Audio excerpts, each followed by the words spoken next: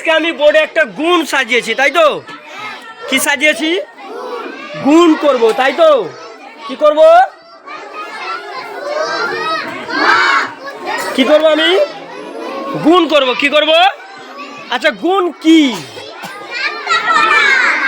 গুণ কি? শুধুই কি নামটা পড়া? গুণ হলো একটা জিনিস কতবার আছে সেটা দেখা। একটা জিনিস কতবার আছে সেটাকে আমরা দেখব, হলো। আর একটা কি? গুণ কিন্তু 3 রকম ভাবে করা যায়। একটা যোগ করে করেও গুণ করা যায়। কেমন যোগ করে করে? যদি আমি এখানটায় দেখি এইভাবে গুণটা সাজা আছে, 4 7 8, 7 দিয়ে আছে।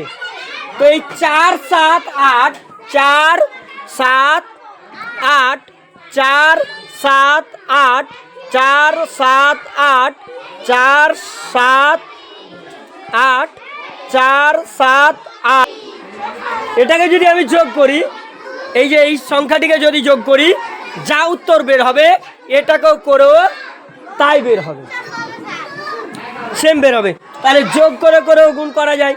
কিন্তু আমরা কি যোগ করে করে গুণ করব? নামতা পড়ে গুণ করব, তাই না? কি পড়ে?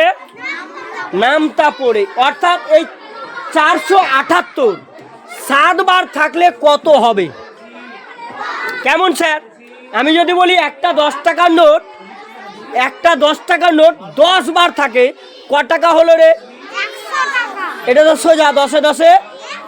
সেম ভাবে এই 478 7 বার আছে, তো কত টাকা হবে বা কত হবে আমি এটাই দেখব, তাই না? বোঝা গেল? তাইলে করো। এই 7 কে 7 কবার পড়বো? 7 কে 7 পড়ো। 7 8 56। তো 56 কয়ের পিঠে কয় হয়? 5 10 6। তাহলে এইখানে লিখবো 6, হাতে থাকলো, হাতে কয় থাকলো? 5। আবার 7 কে 7 কবার পড়বো? 7 বার। 7 বার পড়লে কি হবে? সাথে সাথে 49, 49 আর হাতের 5, তাহলে কত হলো? কত হলো? 54। সেম ভাবে এখানে আবার 54 লিখবো। এই 4টাকে কেটে দিয়ে এখানে বসাবো। হাতে কত থাকছে? কত? হাতে কত থাকছে? 5। এইবার 7 কে 7 কবার পড়বো?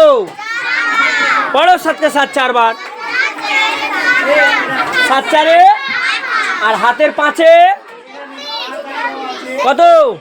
33। তাহলে এখানটায় 33 আমরা বসিয়ে দেবো। হলো? হয়েছে? তাহলে এটা কি গুণ করে কত পেলাম? 3346। স্যার তাহলে এটা যোগ করে দেখান তো কত আসে, ঠিক না? যোগ করে দেখান। আপনি তো বললেন যে যোগ করেও গুণ হয়, তো যোগ করে দেখান। যোগ করো। 8 টাকা 8 টাকা ক টাকা হলো?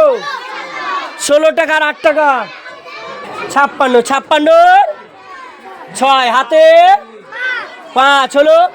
7 টাকা 7 টাকা ক টাকা? আর 7 টাকা 49 টাকা, তাই তো?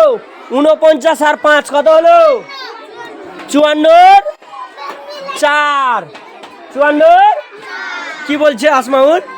মিলে গেছে সত্যি? 54 4। এবার 4 টাকা 4 টাকা ক টাকা? আর 4 টাকা 12 টাকা আর 4 টাকা 5 কত হলো? 33। কত হলো? কত হলো? আচ্ছা বল, এটা আর ওটা মিলেছে না মিলেনি? তাহলে সহজ কোনটা স্যার? যোগ করতে থাকতে হয়, তাই না? এটা আমি আর করবো না। কি করবো? 7 কে 7 8 বার নামটা পড়বো। বোঝা গেল? বুঝতে পারলে? তাহলে